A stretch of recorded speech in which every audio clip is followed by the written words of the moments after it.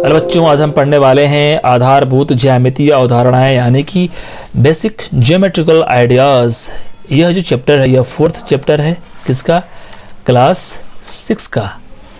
Class 6 के math का यह 4th चैप्टर है। इसका नाम है आधारभूत ज्यामितीय अवधारणाएं, बेसिक ज्योमेट्रिकल आइडिया, जिसके बारे में आज हम डिटेल से पढ़ेंगे कि ये ज्यामितीय अवधारणाएं यानी कि ज्यामितीय ज्योमेट्री आखिरकार होती क्या है। तो चलिए शुरू करते हैं बिना किसी देर के। बात करते हैं ज्योमेट्री।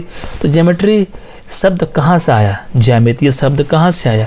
तो ज्योमेट्री शब्द एक यूनानी शब्द ज्योमेट्रियन शब्द से मिलकर बना हुआ है। यानी कि जो ज्योमेट्री शब्द है यह एक यूनानी जो शब्द है ज्योमेट्रियन, इससे बना हुआ है। अब सवाल ये उठता है कि आखिरकार जियोमेट्रियन का मतलब क्या होता है? तो जियोमेट्रियन भी दो शब्दों से मिलकर बना हुआ है। पहले का नाम है जियो, इसका मतलब होता है भूमि, और दूसरे का नाम है मेट्रियन यानी कि इसका मतलब होता है मापना। यानी जियोमेट्रियन दो शब्दों से मिलकर बना हुआ है। पहला शब्द है जियो, इसका मतलब होता है भूमि, और मेट्रियन का मतलब होता है, मीनिंग होता है मापना। ओके, तो ज्योमेट्री एक यूनानी शब्द ज्योमेट्रियन शब्द से बना हुआ है। अब ऐसा नहीं है कि जो ज्योमेट्री शब्द है यह काफ़ी नया शब्द है, यह काफ़ी पुराना शब्द है। इतिहासकार थे उनके अनुसार प्राचीन समय में यानी कि एंशियंट समय में भी ज्योमेट्री शब्द का प्रयोग किया जाता था। यानी कि उस समय में भी, इतिहास में भी, एंशियंट टाइम में भी जो ज्योमेट्रिकल आइडियाज़ थे उनका विकास हो चुका था, उनका डेवलपमेंट हो चुका था। उस टाइम में भी काफ़ी अच्छी अच्छी बिल्डिंगें बनाई गई थी। ठीक है, आप देखे होंगे इतिहास में काफ़ी अच्छी अच्छी बिल्डिंगें बनाई गई होंगी। उस समय भी बुक्स का डिज़ाइन किया गया होगा, घर बनाए गए होंगे, भूमि मापन किया गया होगा। ओके, तो उस समय भी आप ये कह सकते हैं कि इन सब चीज़ों को बनाने के लिए ज्यामिति का प्रयोग किया गया होगा। उस समय के लोगों के पास भी एक ज्यामितीय अवधारणा यानी कि ज्यामितीय आइडिया जो थी, विचार था, वह विकसित हो गया था। ठीक है ना। अभी भी हम लोग देखते हैं कि जैसे कि कोई बिल्डिंग बनाई गई, जैसे आप देख सकते हैं कि ये बिल्डिंग जो बनाई गई होगी, ये गेट है, ये फ्रांस में एक गेट है, तो इसको बनाने के लिए भी स्केल का प्रयोग किया गया होगा। ओके, सर्कल बनाने के लिए कुछ वस्तुओं का प्रयोग किया गया होगा, आर्क बनाने के लिए भी कुछ वस्तुओं का प्रयोग किया गया होगा। तो आप देख सकते हैं किसी बिल्डिंग्स को बनाने के लिए ज्यामिति या ज्योमेट्री का प्रयोग किया जाता है।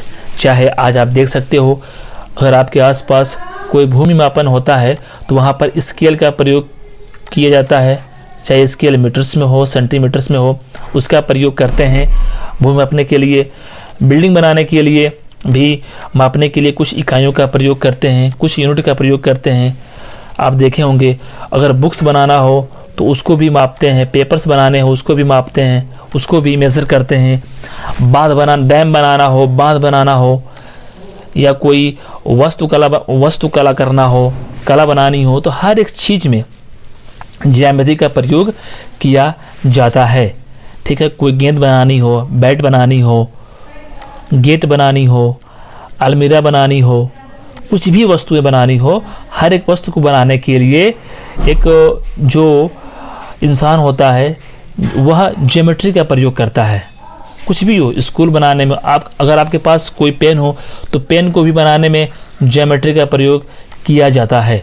तो आप देख सकते हैं कि हर एक वस्तु को बनाने के लिए हम अपने जीवन में किसी वस्तु को बनाने के लिए ज्योमेट्री शब्द का प्रयोग करते हैं, ज्योमेट्री का प्रयोग करते हैं। तो आप देख सकते हैं कि जो ज्यामिति है, जो ज्योमेट्री है, ये काफ़ी महत्वपूर्ण है हमारे जीवन में किसी भी वस्तु को बनाने के लिए या कुछ भी करने के लिए। ओके, तो इसी के बारे में हम लोग डिटेल से आगे पढ़ेंगे। इसी के बारे में हम लोग डिटेल से पढ़ेंगे कि पॉइंट्स क्या होता है, यानी कि बिंदु यानी कि पॉइंट्स क्या होता है, लाइन क्या होती है, आयत क्या होता है, वर्ग क्या होता है, सर्कल यानी कि वृत्त क्या होता है, दो बिंदुओं के बीच में कितनी लाइन खींची जा सकती है। इसके बारे में हम लोग आगे डिटेल से पढ़ेंगे। इन सब को पढ़ने के लिए हम लोग ज्योमेट्री का प्रयोग करेंगे।